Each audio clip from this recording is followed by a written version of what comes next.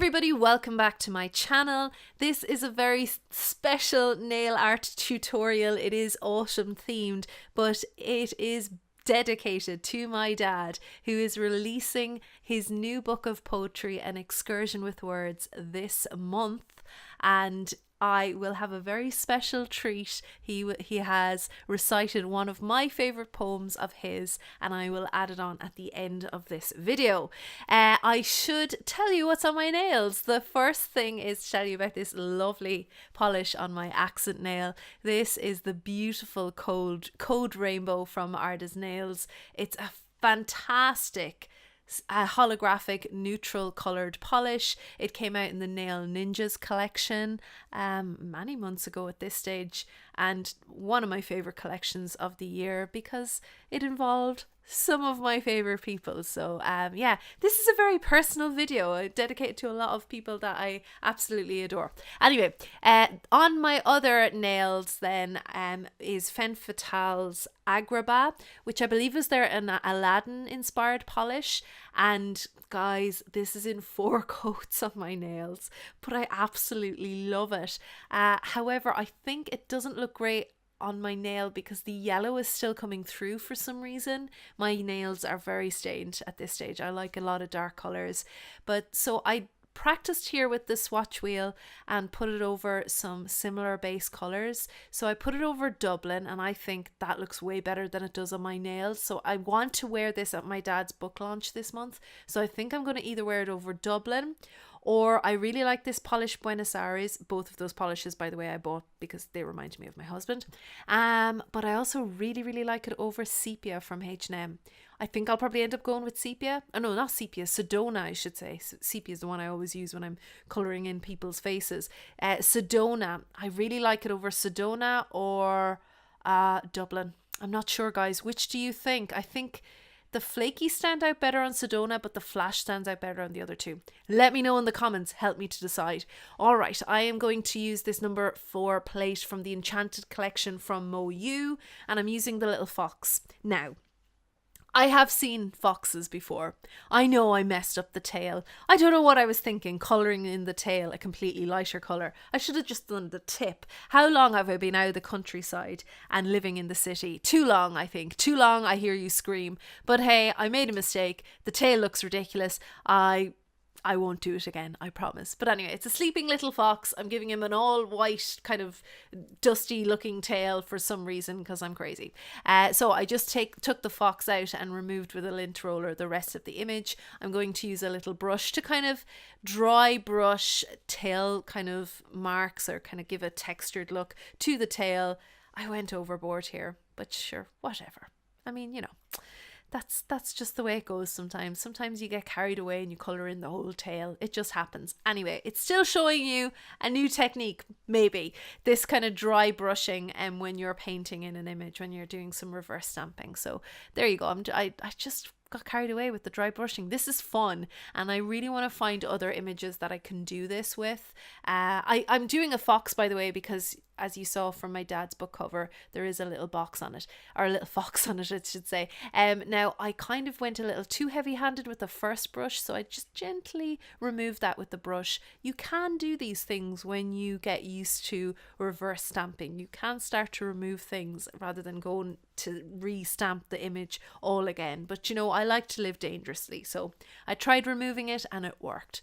It doesn't always work, but there you go. When you get used to it, it can. Now I wanted to make, when I thought the whole tail should be like a different colour to the fox's body, because I'm crazy, I decided to kind of muddy a brown colour just to kind of make it a bit darker, because I knew that the fox's tail wasn't completely white. I got something right in my head. I should have just looked up the picture, just looked carefully at the picture of the book, but sure, anyway.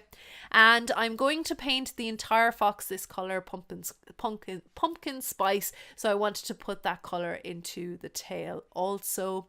And by the way, I have used this polish so much already. I absolutely love it, to the point where I think maybe I should get a backup already. But yeah, if you haven't seen it or you haven't picked it up yet, I really would recommend it. It's a great colour. I think it's a very flattering colour as well, because it's not very orange. As you can see, when I put it through the white, there was almost a pink tinge off it, if you can see there. So it's a really beautiful colour for the autumn, and I think it's a very versatile colour. It's not too bad for stamping either. I think it needs to thicken up a little bit more, but yeah, I'm very impressed with that Essence Pumpkin Spice, so I would really recommend it. Now, just to get the finer details around the edge of the fox, I went in with a brush as opposed to the dot curing tool. Now, because there's quite a lot of varnish there, a lot of polish there, I will need to let that dry for a little bit longer than normal. Just when you have more polish on a larger image like that, just leave it to dry for a little bit longer. Now, I still wanted the little paw prints to frame my fox, so I just went in with a brown from Beauty Big Bang and created a little kind of a wreath almost around this sleeping fox, because those paw prints are too cute not to use. And I like the fact that, you know, Dad in his book talk, he likes to walk, he walks a lot, so I wanted to kind of represent that in the footprints around the fox. And it is an excursion with words, so why not? Now, I'm using this clear jelly stamping plate, clear jelly stamper plate LC30. It's the bookworm plate, I believe, and I wanted to show you a DIY image from this plate. Now, on my Cindy hand, I used the brown. I didn't like the brown, so I decided to switch it up and go for the gold, and I much prefer this gold. This gold polish from Born Pretty is incredible, and I wish I could remember who recommended it to me. If it was you, thank you so much, because I absolutely adore that. Though, like, trying to stamp a very complete image like that, a solid image like that, is very difficult, even with the best of stamping polishes, and it worked beautifully with that gold. So thank you very much. You know who you are, so thank you. So yeah, I went in with the cover first, then you go in with the white, which is kind of like where the pages are going to be. So it does require good alignment skills, which I don't have, which we'll see now when we put in the outline, the black, which gives us the spine, the edge, and those kind of different leaves of pages. I didn't align it very well, but I have a fix for that. So if you don't fancy doing reverse stamping, this is a good DIY plate for that. Clear Jelly Stamper have a few, Moyu have a couple of images, and Born Pretty have a couple of these kind of DIY, and Lena I think as well, and Uber Chic. But yeah, so all I did to fill when I misaligned it was I just went in with a brush, filled out the black and filled out the gold where I missed it, and nobody will notice, it's fine. Now I'm taking the word poetry from this section. I'm just going to stamp that over the cover of the book, just as a little nod to my dad, his love of poetry, how great he is at poetry, and of course the poetry book that he's releasing this month. So I'll try and take some pictures at the book launch, because it'll happen a few days from this upload, and I'll make sure to put them on Instagram. So I'm really, really pleased with how that book looked. Much preferred to the brown. What do you think in the comments? Let me know. Do you prefer the brown or the gold? And my fox is completely dry. You'll see there he is flat out, not just asleep, but he's flat. No pooling of that polish. He is ready to go on as usual. I do not top coat my reverse stamped decals. I just put it straight onto the nail. Stupid white full fox tail and all. It's going on.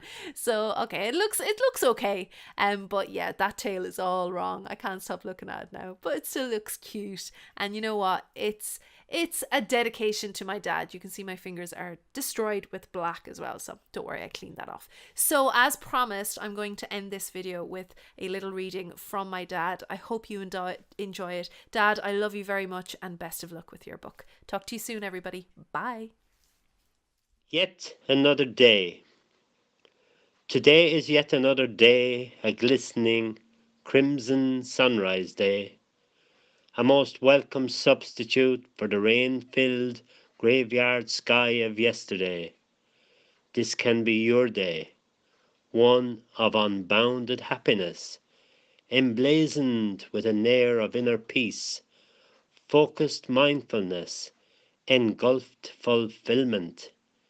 The day when your yearned imaginings may come true.